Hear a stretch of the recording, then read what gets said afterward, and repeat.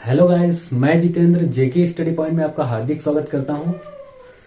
आज मैं लेकर आया हूं दोस्तों सी टेट मैथ्स पेडागोजी में नेक्स्ट टॉपिक थिंकिंग लाया हूं, जो कि बहुत इंपॉर्टेंट टॉपिक है, जो कि सी टेट में हर बार क्वेश्चन पूछे जाते हैं यहाँ से फ्रेंड्स।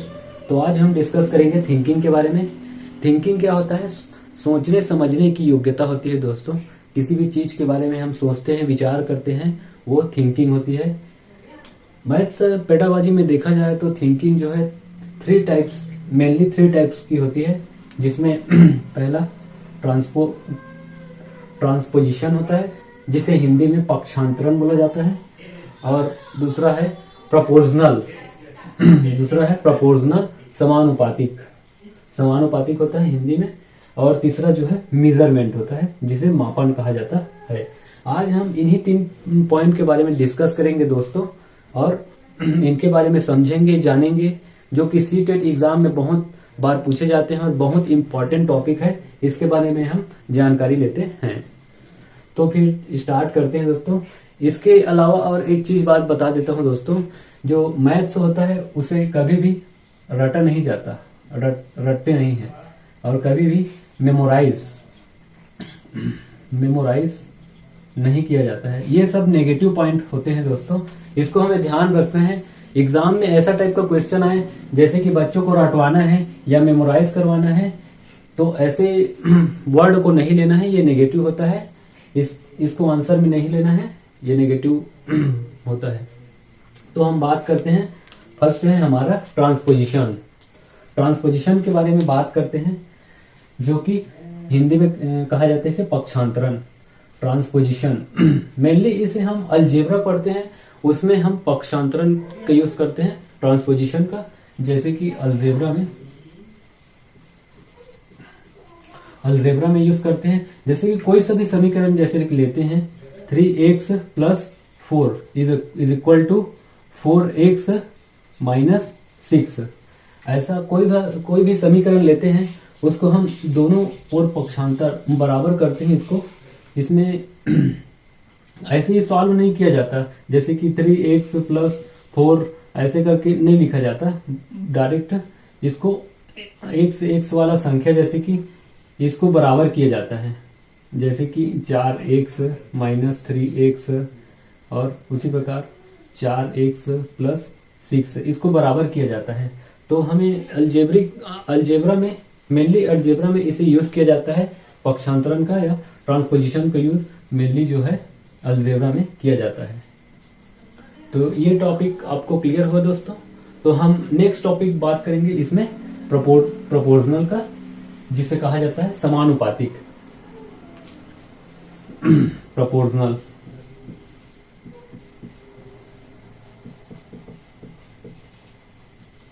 जिसे हिंदी में समानुपातिक कहते हैं, अनुपात के रूप में। जैसे कि हम इसमें समझे तो एग्जांपल के तौर पर, जैसे कि हम दिल्ली जा रहे हैं, दिल्ली से जयपुर या फिर राजस्थान जा रहे हैं, जिसमें हमें 1 2 3 4 4 आवर का समय लगता है हमें। 1 2 3 4, तो फिर हम 1 आवर बराबर हमें 60 किलोमीटर चल रहे हैं। हम एक आवर बराबर हम 60 किलोमीटर चल रहे हैं 1 आवर में। तो फिर हम 4 आवर बराबर कितना चलेंगे? 60 किलोमीटर × 4, 6 चौक 24, 240 किलोमीटर चलेंगे। तो इसमें हम ये देखते हैं दोस्तों समानुपातिक में, कि कोई भी जैसे कि रेशियो हो गया कोई भी, और एज को लेकर, और कंपेयर, हम किसी से कंपेयर करेंगे। ये सभी जो है, ये सभी जैसे कि रेशियो हो गया, किसी की एज की तुलना करना, या फिर हम किसी से कंपेयर करते हैं, तो ये सभी समानुपातिक थिंकिंग में आती है। उसी प्रकार हम बात करते हैं नेक्स्ट वाला मेजरमेंट। इसके बाद हम बात करेंगे दोस्तों मेजरमेंट के बारे में। तीसरा है मेजरमेंट।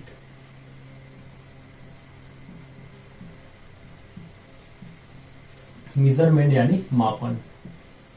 मापन के बारे में हम बात करते हैं तो देखते हैं जैसे कि कोई भी शेप हो गया, जैसे कि आयत हो गया, उसका हम क्षेत्रफल, उसका परिमाप, उसका आयतन, ये सब हम देखते हैं तो हम उसके मेजरमेंट के द्वारा माप करते हैं।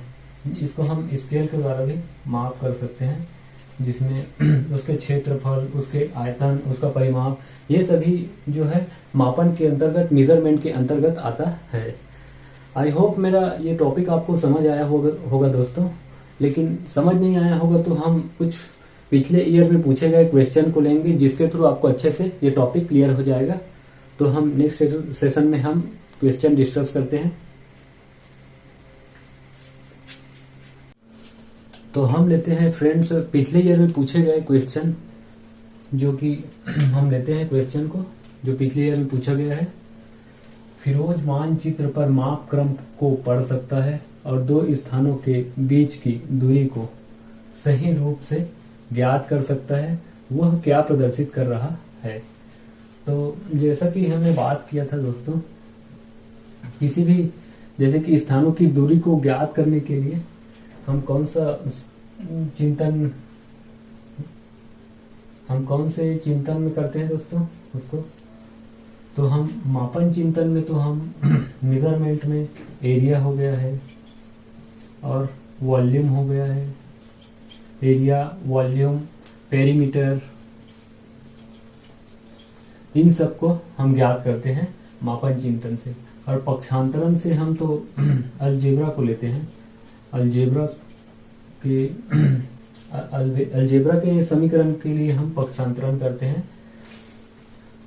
और नेक्स्ट अध्यारोपण, इसका तो हम तो इमेज जो इमेज है उसका दूसरे इमेज पर सुपर इम्पोज, जो जैसे कि अध्यारोपण कहलाता है, जैसे कि सिमेट्री में होता है। जैसे कि ओ को काटेंगे ऐसे दो भागों में, एक दूसरे में सुपर इम्पोज हो सकता है, और ऐसे बहुत सारे हैं। और उसके बाद आता है समानुपातिक चिंतन, जिसको हम बात किए थे। जैसे कि दिल्ली से जयपुर राजस्थान जाते हैं तो 4 घंटे का समय लगता है। तो दूरी मापन के लिए हम जिस चिंतन का यूज करते हैं वो है समानुपातिक चिंतन। तो इस क्वेश्चन का आंसर सही आंसर है दोस्तों समानुपातिक चिंतन। अब हम अगला क्वेश्चन देखते हैं दोस्तों।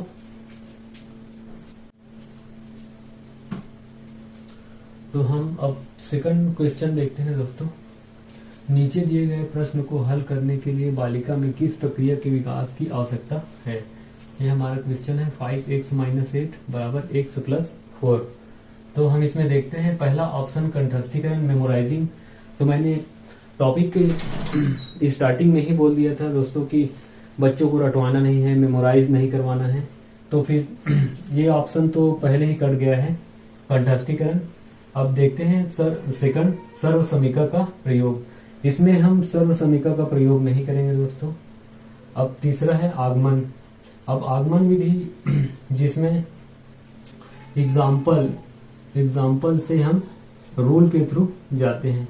यह एक विधि है जिसमें हम एग्जाम्पल के बाद उसके नियम को, रूल को बताते हैं, या फिर उसके प्रिंसिपल या सिद्धांत के बारे में बताते हैं। वो होता है आगमन विधि। तो ये तो नहीं हो सकता है फ्रेंड्स। तो फिर अगला ऑप्शन देखते हैं पक्षांतरण। तो हमने बताया था कि पक्षांतरण में अलजेब्रा का यूज होता है। अलजेब्रा का यूज होता है पक्षांतरण में। तो ये जो है क्वेश्चन, ये पक्षांतरण के अंतर्गत आता है। तो इसका सही आंसर हो जाएगा पक्षांतरण। धन्यवाद दोस्तों। वीडियो अच्छा लगे तो लाइक जरूर कीजिएगा और चैनल को सब्सक्राइब जरूर करें दोस्तों।